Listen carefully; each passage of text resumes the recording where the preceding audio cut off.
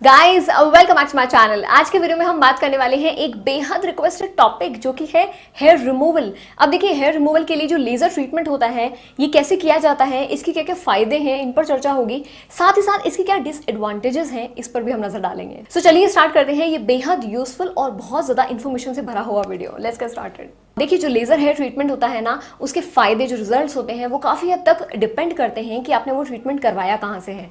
मैं मेरे ट्रीटमेंट की बात करूं तो मैंने ये करवाया है डॉक्टर निवेदिता दादू, जो कि बेहद एक्सपीरियंस्ड स्किन केयर स्पेशलिस्ट हैं और इनको काफ़ी अच्छी नॉलेज है डर्मेटोलॉजी फील्ड में और जो भी स्किन से रिलेटेड इश्यूज होते हैं उनमें। इनका जो क्लिनिक है वो है डॉक्टर निवेदिता दादू डर्मेटोलॉजी क्लिनिक, जो कि दिल्ली के रजौरी गार्डन में लोकेटेड है। आप चाहे मेट्रो से जाएं या फिर कैब से जाएं, दोनों ही केसेस में बहुत ज़्यादा एक्सेसिबल है, आप आसानी से वहाँ पे पहुँच जाएंगे। देखिए, डॉक्टर दादू के क्लिनिक में ना जो लेजर हेयर रिडक्शन जो कि प्रोसेस मैंने करवाया था, इसके अलावा acne scar treatment, anti ageing जो थेरेपीज होती हैं वो, उनके अलावा भी जैसे हेयर ग्रोथ में कोई प्रॉब्लम आ रही है, इसके लिए भी बहुत सारी सर्विसेज वहाँ पे अवेलेबल हैं।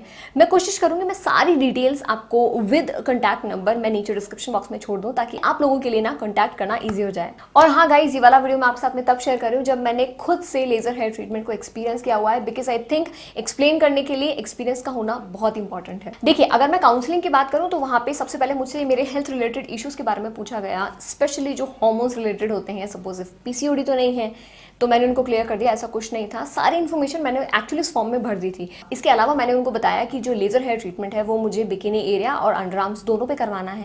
तो उन्होंने हेयर ग्रोथ देखी, सारी चीज़ों को टेस्ट करते हुए उन्होंने मुझे बताया कि लेजर हेयर जो ट्रीटमेंट है वो कैसे होता है, क्या प्रोसेस होता है, कितनी सिटिंग्स होती हैं। सो बेसिकली 6 to 8 सिटिंग्स में आपका पूरा प्रोसेस हो जाता है। उसमें क्या होता है, सबसे पहले प्रोसेस में जो लेजर बीम होती है उसके थ्रू आपके जो हेयर फॉलिकल्स होते हैं उनको टारगेट किया जाता है। अब जो हेयर फॉलिकल टारगेट हो जाते हैं ना, उससे जो हेयर ग्रोथ होती है वो डिले हो जाती है धीरे धीरे, और 6 से 8 सिटिंग के बाद में ना कंप्लीटली परमानेंट बंद हो जाती है। अब लेजर ट्रीटमेंट स्टार्ट करने से पहले उन्होंने मेरी स्किन को अच्छे से अंडरस्टैंड किया, हेयर ग्रोथ को देखा, जिन भी टेस्ट की रिक्वायरमेंट थी वो सारे किए, और उनको मैंने बताया कि मुझे बिकिनी एरिया में भी लेजर करवाना है। तो यहाँ पे ना एक छोटा सा डिफरेंस आता है। जब आप बिकिनी एरिया में लेजर करवाते हैं तो उस एरिया को पहले अच्छे से नम किया जाता है, ताकि जो भी सेंसेशंस होती हैं लेजर ट्रीटमेंट के दौरान वो आपको जरा भी फील नहीं हो और बहुत ही स्मूथली प्रोसेस हो जाए। तो मैंने करवाए हैं अपने अंडर आर्म्स और बिकिनी एरिया दोनों। तो चलिए देखते हैं आगे पूरा प्रोसेस लेजर हेयर ट्रीटमेंट का।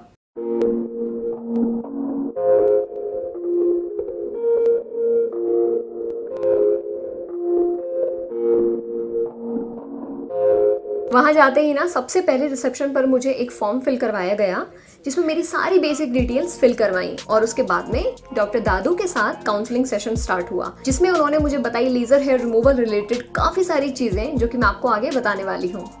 इसके बाद ना लेजर ट्रीटमेंट का प्रोसेस स्टार्ट हो गया। एक मार्कर से जिस एरिया में ट्रीटमेंट चाहिए उसको अलग से लाइन किया गया और बोल्ड किया गया, और उस एरिया में सबसे पहले शेविंग की गई, ताकि जो भी एक्सेसिव हेयर है वो निकल जाए। ध्यान रखने वाली बात यह है, हेयर रिमूवल के लिए ना रेजर का इस्तेमाल किया गया है। शेव हो जाने के बाद में एरिया को अच्छे से क्लीन किया गया और उसको वाइप करके एक कूलिंग जेल स्प्रेड की गई, जिससे लेजर शॉट से ना पेन ना हो। इस जेल को स्प्रेड करके ना लेजर शॉट दिए गए, जिसमें सारे हेयर फॉलिकल्स अंदर से खत्म हो जाएंगे और जिससे बालों की ना ग्रोथ बिल्कुल कम आने लग जाएगी, और इसमें पेन भी नहीं हो रहा है, क्योंकि आप देख सकते हैं मैं कितनी नॉर्मल हूँ। अदरवाइज तो इंजेक्शंस वगैरह देख के ना मतलब बहुत डर लगने लगता है। इसको भी अच्छे से क्लीन करके फुसीबेट क्रीम अप्लाई की एंड इट्स डन। इसके बाद में same to same process laser treatment मैंने बिकिनी एरिया में भी लिया। क्योंकि मैं स्किन केयर स्पेशलिस्ट के साथ में थी तो मुझे बहुत सारी ऐसी चीज़ें जानने को मिली जो कि हर कोई जानना चाहता है लेजर हेयर ट्रीटमेंट के बारे में। देखिए, मंथली बेसिस पे अननेसेसरली सिटिंग्स लेना, पैसा खर्च करना बहुत ही बेकार चीज़ है। आपको जो सिटिंग है ना वो तभी लेनी है, अगली या नेक्स्ट या थर्ड या फोर्थ, वो तभी लेनी है जब आपको एक्टिव हेयर ग्रोथ हो रही है। जब आपकी एक्टिव हेयर ग्रोथ होगी नहीं, वो नेक्स्ट सिटिंग में टारगेट कैसे हो पाएगी। तो अननेसेसरली मंथली बेसिस पे सिटिंग लेना जरूरी नहीं है, तभी आपको लेनी है जब आपको हेयर ग्रोथ वहां पर दिख रही है। एक और सबसे इंपॉर्टेंट चीज जो आप सबको पता होनी चाहिए वो ये, जो मैक्सिमम 8 सेटिंग्स होती हैं वो परमानेंटली हेयर ग्रोथ को खत्म करने के लिए काफी रहती हैं। बट अगर आपको कोई स्किन या फिर हेल्थ रिलेटेड इशू जैसे कोई पीसीओडी या फिर डायबिटीज या फिर कुछ और है, उस केस में जो आगे का प्रोसेस होता है वो उसी अकॉर्डिंग डिसाइड किया जाता है। देखिए, थोड़ी सी बात हम कॉस्ट की भी कर लेते हैं। बहुत सारे लोग होते हैं वो पार्लर या फिर मेडिस्पा में जाके लेजर हेयर ट्रीटमेंट करवाते हैं। सबसे पहली चीज, ना तो वहाँ पे उनके पास में सर्टिफाइड सर्टिफाइड ट्रेंड स्टाफ होता है जो कि आपका जो लेज़र हेयर ट्रीटमेंट है वो अच्छे तरीके से करने में केपेबल हो, और ना ही उनके पास में ऐसे इक्विपमेंट्स होते हैं। तो देखिए, थोड़ा सा भी रिएक्शन या फिर केयरलेसनेस की वजह से कुछ भी गलत हो सकता है। माना कि पार्लर और मेडी स्पा में कॉस्ट कम होता है लेजर हेयर ट्रीटमेंट का, लेकिन अगर थोड़ा सा ध्यान रखा जाए तो आपको एक स्किन स्पेशलिस्ट के सुपरविजन में ही लेजर हेयर ट्रीटमेंट करवाना चाहिए। जैसे कि मैंने यहाँ पर डॉक्टर निवेदिता दादू, जो कि खुद एक डर्मेटोलॉजिस्ट हैं, उनके सुपरविजन में करवाया। जब आप स्किन स्पेशलिस्ट के सुपरविजन में करवाते हैं, ट्रेंड स्टाफ के अंडर में सारी चीजें होती हैं, बाकायदा सारे टेस्ट होते हैं, सारा प्रोसेस आपकी स्किन के अकॉर्डिंग होता है, तो वहां पे आप अच्छे रिजल्ट भी एक्सपेक्ट कर सकते हैं और फ्यूचर में कोई प्रॉब्लम होने का रिस्क भी नहीं रहता। जब मेरा लेजर हेयर ट्रीटमेंट हुआ उसके बाद में दोबारा से मिली मैं डॉक्टर निवेदिता दादू से, क्योंकि मैं जानना चाहती थी ऐसी कौन कौन सी चीजें हैं जो कि पोस्ट लेजर ट्रीटमेंट हमको ध्यान में रखनी चाहिए, सो दैट मैं काफी अच्छे रिजल्ट एक्सपेक्ट कर सकूं। देखिए, सबसे पहली चीज, लेजर के तुरंत बाद जिसे रेडनेस होती है या फिर हल्की सी हीट आपको महसूस होती है, वो काफी जेन्युइन है, क्योंकि जो डायरेक्ट हेयर फॉलिकल है उन पे टारगेट किया गया है, तो उससे हल्के हल्के से टाइनी बम्प्स आ जाते हैं, तो वो नॉर्मल है। उसके लिए आपको जो फुसीबट ऑइंटमेंट है वो मॉर्निंग और इवनिंग में 2 बार अप्लाई करना है। उसके अलावा आपको एक्सेसिव हीट से बिल्कुल दूर रहना है। आपको सनस्क्रीन जो यूज करना है वो SPF 50 से ऊपर का ही यूज करना है। उसके अलावा आप जो एक्वासॉफ्ट मॉइस्चराइजर होते हैं अपनी स्किन को हाइड्रेट करने के लिए, वो यूज कर सकते हैं।